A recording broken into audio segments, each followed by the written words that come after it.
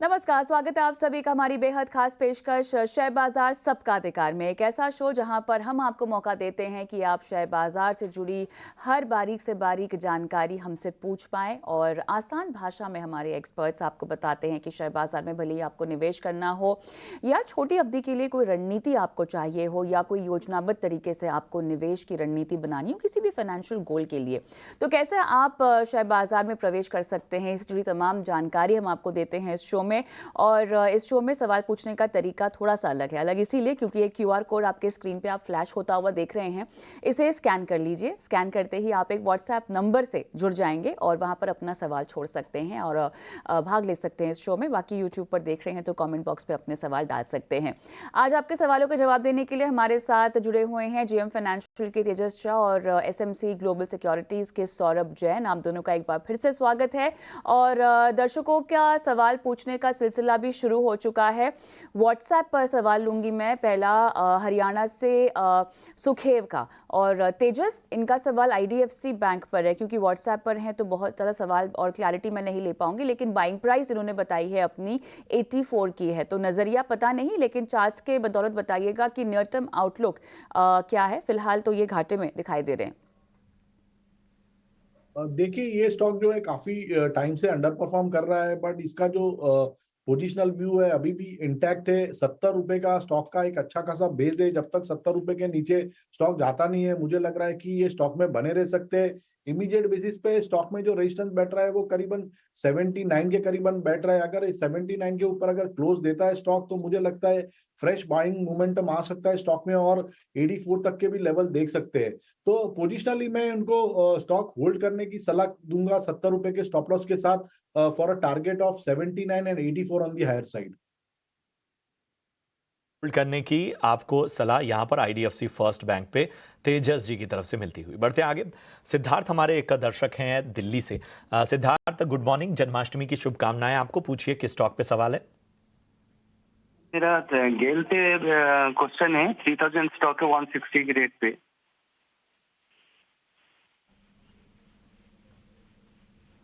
आप सुन पा रहे हैं? जी जी, हाँ, 168 पे लिया है ना आपने? हाँ जी, 3000 स्टॉक है। ठीक है, कितना समय दे सकते हैं स्टॉक को? अच्छा मुनाफा हो रहा है आपको यहाँ पे? नहीं, मुनाफा तो नहीं हो रहा। 160 की बाइंग प्राइस है, अभी तो 135 ना कुछ चल रहा है। नहीं नहीं, आप किस स्टॉक पे आपने? गेल इंडिया की बात कर? GAEL, Gujarat Ambuja export.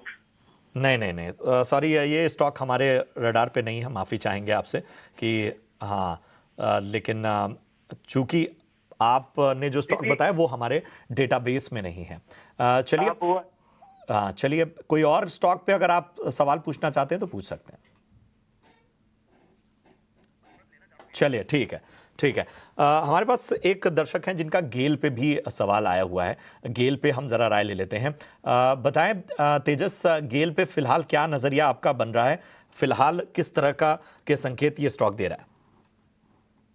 देखिए, गेल का जो चार्ट स्ट्रक्चर है काफी स्ट्रांग है। डेली चार्ट देखेंगे तो पिछले 1 से 1.5 महीने से स्टॉक अपनी जो 50 डे एक्सपोनेंशियल मूविंग एवरेज है उसको होल्ड कर रहा है। जब भी कोई करेक्शन आता है स्टॉक में, तो stock 50 day exponential moving average से बाउंस लेके एक नया हाई बना देता है। तो अभी जो इसकी जो 50 डे एक्सपोनेंशियल मूविंग एवरेज है 225 के करीबन है। तो जब तक ये 225 के ऊपर ट्रेड कर रहा है, मुझे लग रहा है ये स्टॉक में जो आउट परफॉर्मेंस है वो जारी रहेगा। ऊपर में स्टॉक ये इमीडिएट बेसिस पे 241 तक जा सकता है, जो इसका अभी रीसेंट स्विंग हाई है। अगर वो सरपास करता है तो 246 तक भी स्टॉक जा सकता है। तो मेरे हिसाब से किसी के पास लॉन्ग पोजीशन है तो 225 के स्टॉप लॉस से होल्ड कर सकते हैं और टारगेट्स रहेंगे 241 और 246 ऑन दी हायर साइड। ये लेवल तेजस डी के तरफ से। तो चलिए यूट्यूब से कुछ सवाल ले लेते हैं, वहाँ भी काफ़ी सवाल हमें कमेंट सेक्शन में आ रहे हैं। तो ये सवाल तेजस डी के तरफ से है सुजलॉन पर। सौरभ जी, मैं आपके पास आना चाहूँगा इस सवाल के लिए। तो ये सुजलॉन शेयर होल्ड कर रहे हैं 2274 शेयर्स है 16 के भाव से। अब वहाँ से देखें तो ऑलमोस्ट 5 गुना हो चुका है ऑलरेडी शेयर। तो यहाँ पे फंडामेंटली आपको क्या दिख रहा है?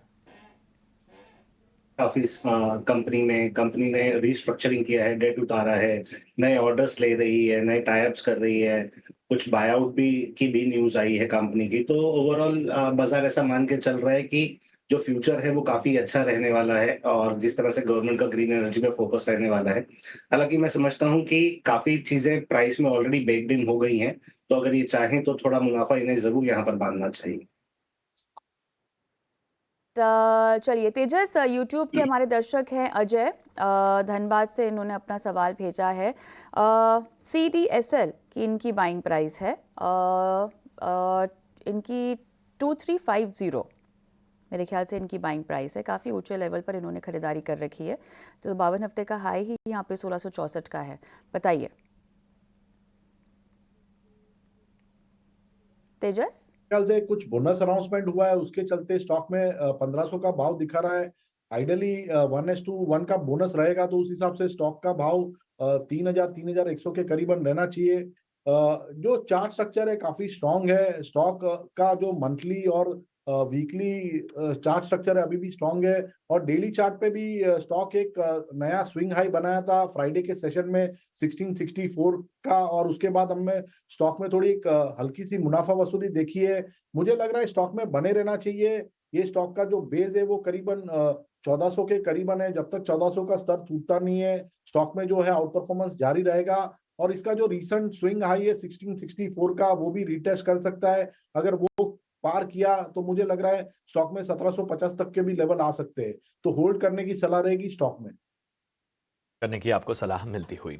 बढ़ते आगे, सूर्यदेव जी को शामिल करते हैं और ये हमारे साथ कच्छ गुजरात से हैं। सूर्यदेव जी नमस्कार, जन्माष्टमी की शुभकामनाएं। पूछिए क्या जानना चाहते हैं।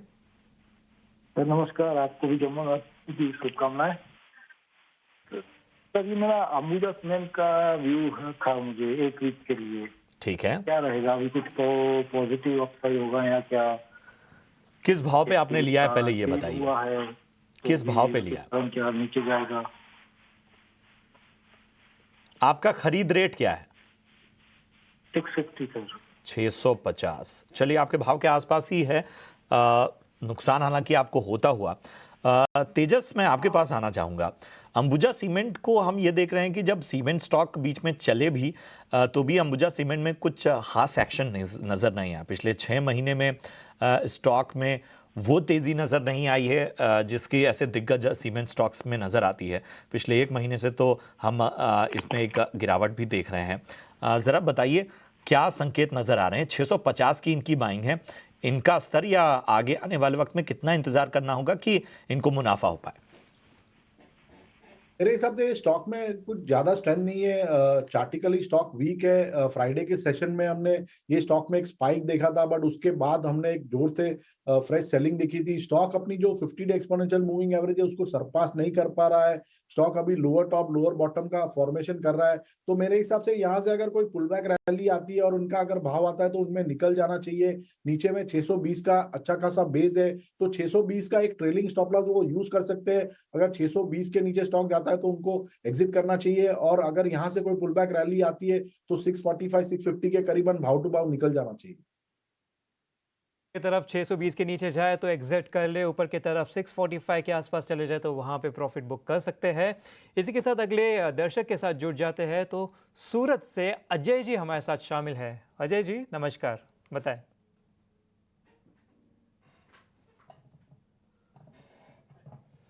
अजय जी आप सुन पा रहे हैं? ठीक है, कुछ तकनीकी खराबी की वजह से कॉल कट हो चुका है, लेकिन उनका सवाल हम तक आ चुका है। सौरभ जी आपके पास आना चाहूँगा। पीटीसी इंडिया पर इनकी खरीदारी है, 5000 शेयर होल्ड कर रहे हैं 210 के भाव से। अगर यहाँ पे देखें तो करीबन उसके आसपास ही स्टॉक ट्रेड होता हुआ नज़र आ रहा है पिछले 15 सेशन से एक्चुअली। तो यहाँ पर क्या राय बन रही है? देखिए, मैं समझता हूँ यूटिलिटी और यूटिलिटी से रिलेटेड जितने भी कंपनीज हैं वो काफी अच्छी लगती हैं। आप यहाँ पर बिल्कुल बने रह सकते हैं। लंबा व्यू रखना पड़ेगा 1-2 साल के लिए।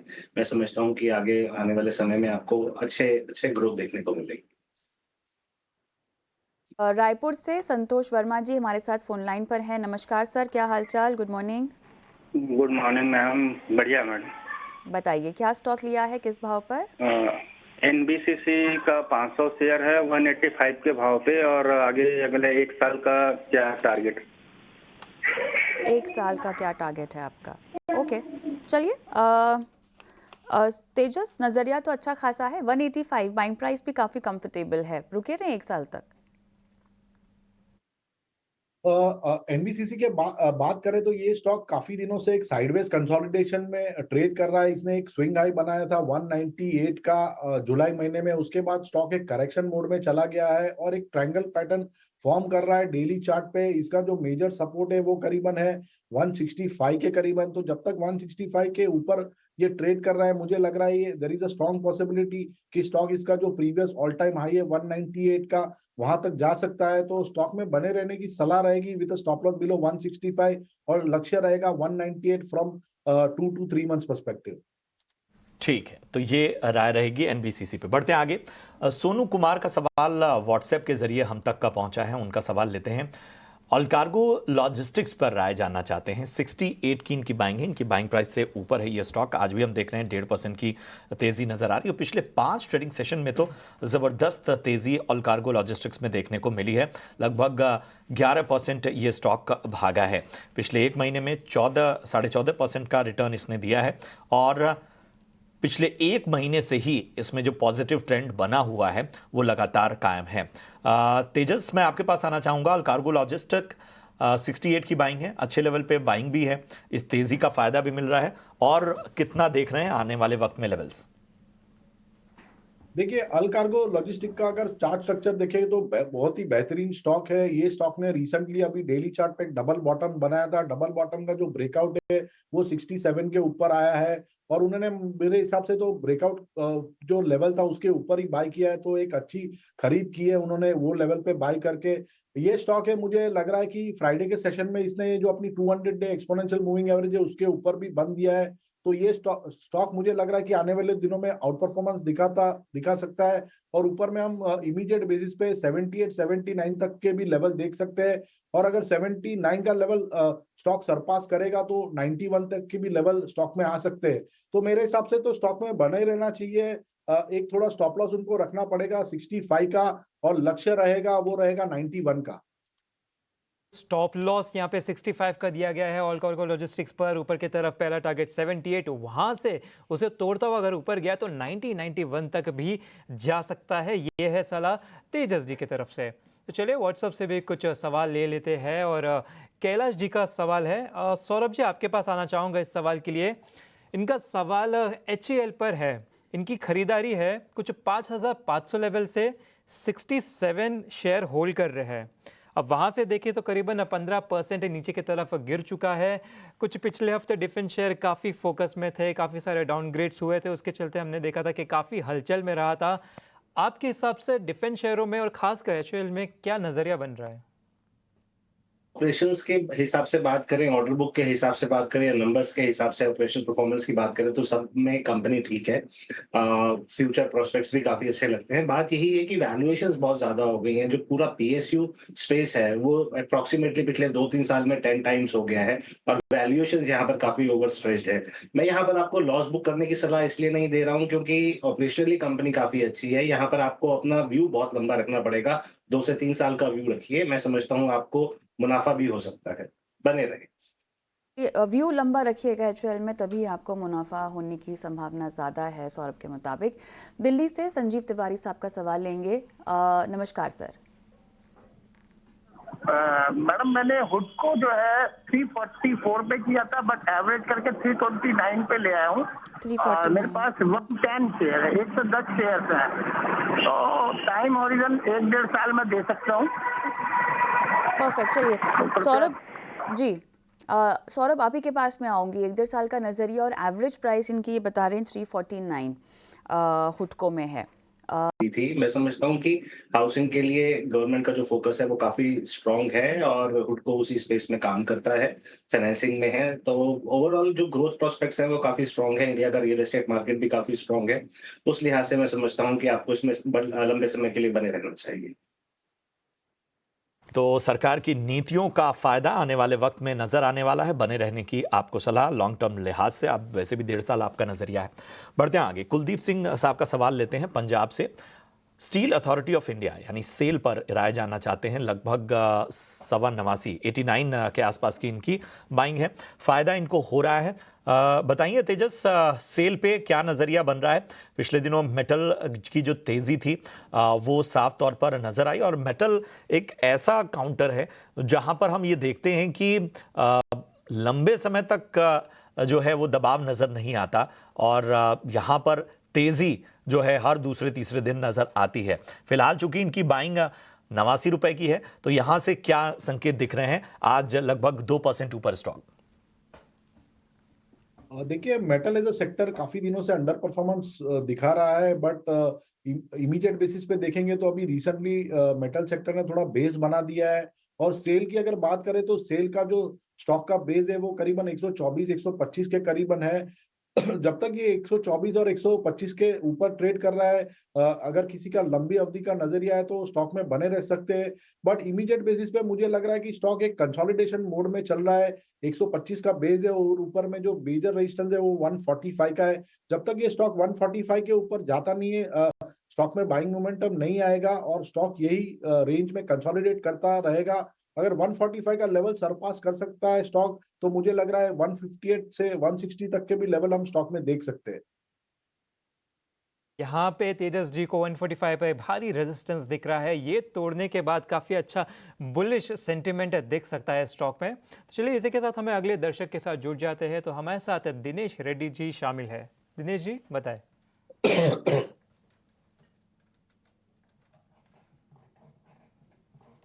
दिनेश जी आप सुन पा रहे हैं?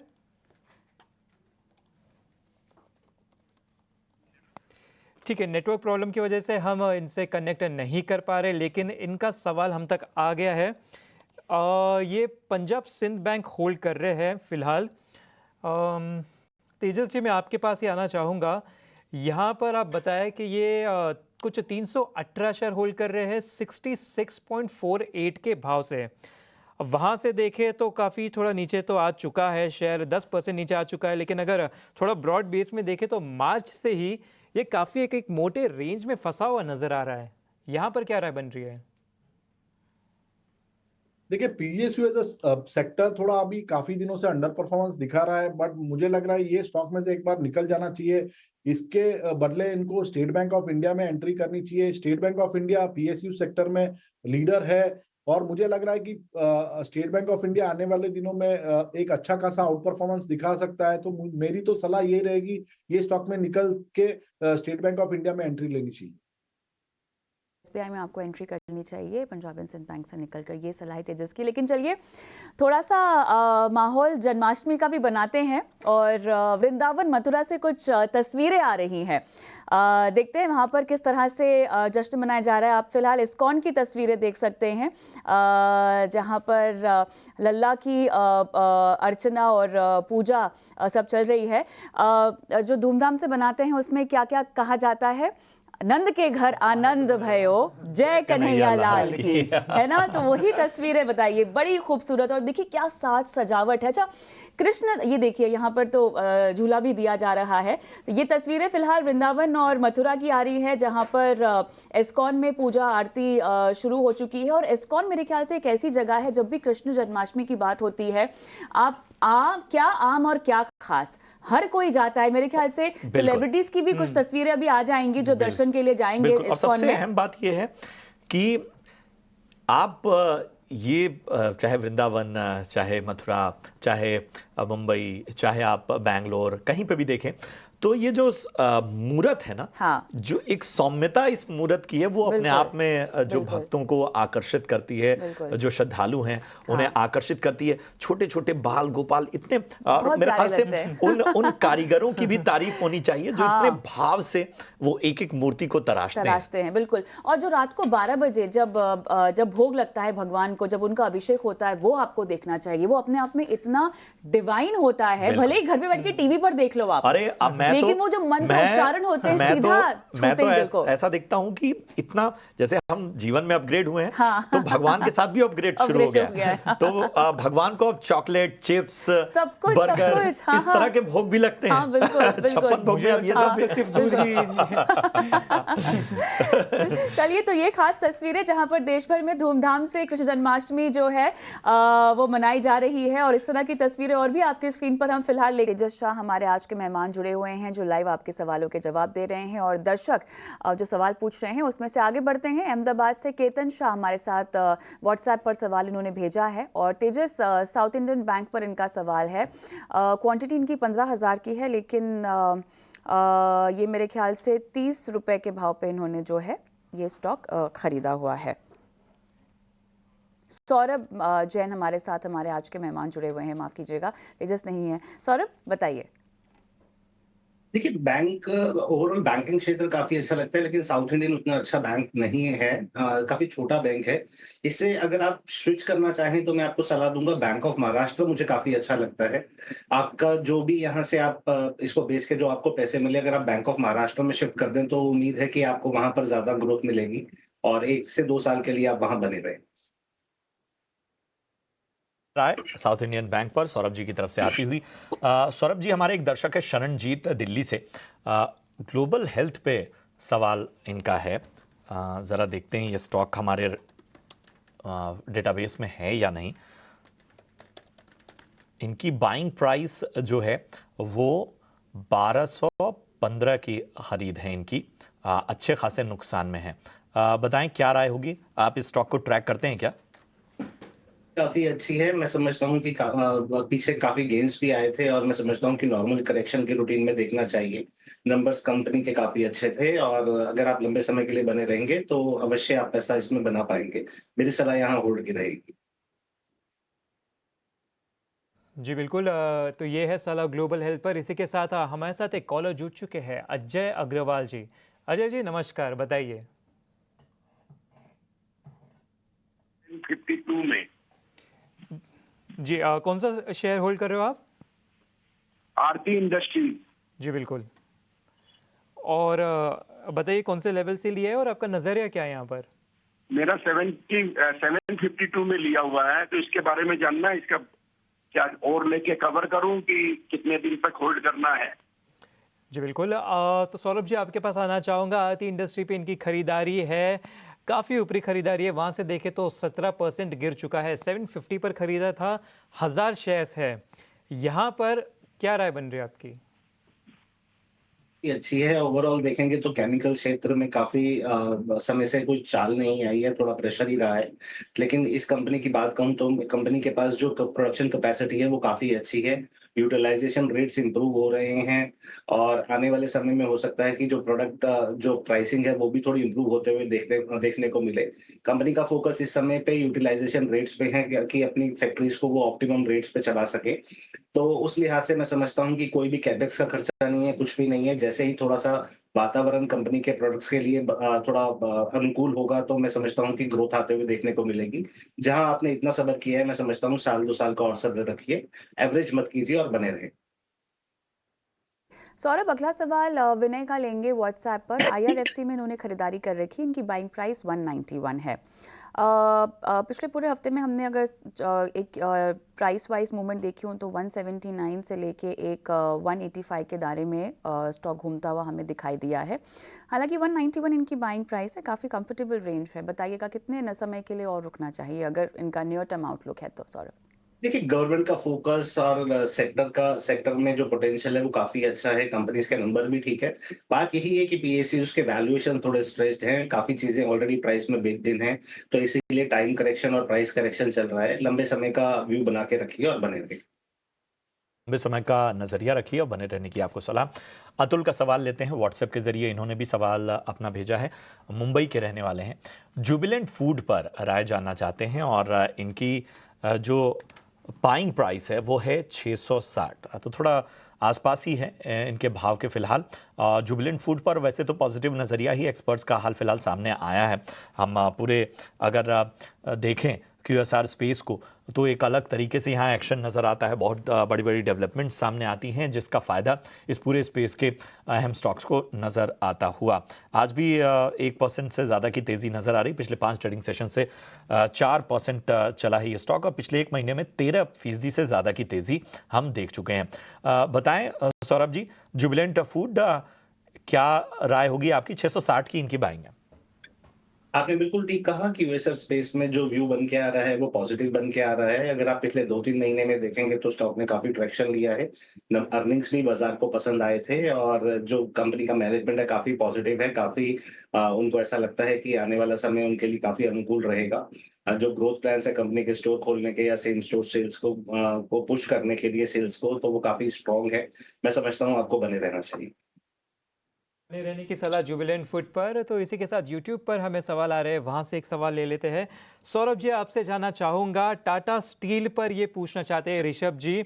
हालांकि इन्होंने खरीदा नहीं है, ये खरीदने का प्लान कर रहे हैं और अगले 2 साल तक ये होल्ड कर सकते हैं। तो ये विजन पूछ रहे हैं, अगले 2 साल तक स्टॉक कैसा चल सकता है? देखिए, टाटा स्टील एक इंडियन एमएनसी है। इसे ग्लोबली अगर आप मैक्रोस को समझते हैं, यूरोप की सिचुएशन क्या है, चाइना की सिचुएशन क्या है, भारत में सिचुएशन क्या है, तब तो आपके लिए ठीक है, वरना थोड़ा-सा ग्लोबल परिस्थिति कैसी चलती है, उस हिसाब से मेटल काउंटर चलता है। यूरोप में ऑपरेशंस अभी भी कंपनी के संभलने की कोशिश कर रहे हैं, हालाँकि भारत में जो नंबर्स हैं, वो काफ़ी अच्छे आ रहे हैं। 2 साल का व्यू आपने बताया, मैं समझता हूँ कि इंटरेस्ट रेट अगर मॉनेटरी पॉलिसी को देखूँ, तो वो नीचे जाते हुए तरफ लग रहा है। यूरोप में भी इन्फ्लेशनरी प्रेशर्स काफ़ी कम होते हुए नज़र आ रहे हैं। तो ओवरऑल मैक्रोस को देखते हुए लगता है कि आप 2 साल के लिए ज़रूर इस पे दाँव लगा सकते हैं। ऑलराइट, चलिए, हमारे पास सवाल तो बहुत है दर्शकों के, लेकिन समय समाप्त हो चुका है। सौरभ, जाने से पहले आपके डिस्क्लेमर्स देना चाहेंगे? जिन भी हमने स्टॉक्स पे बात करी, उसमें कंपनी की, क्लाइंट्स की या इंडिविजुअल पोजीशन हो सकती है। धन्यवाद, समय निकाला और तमाम सवालों के जवाब दिए।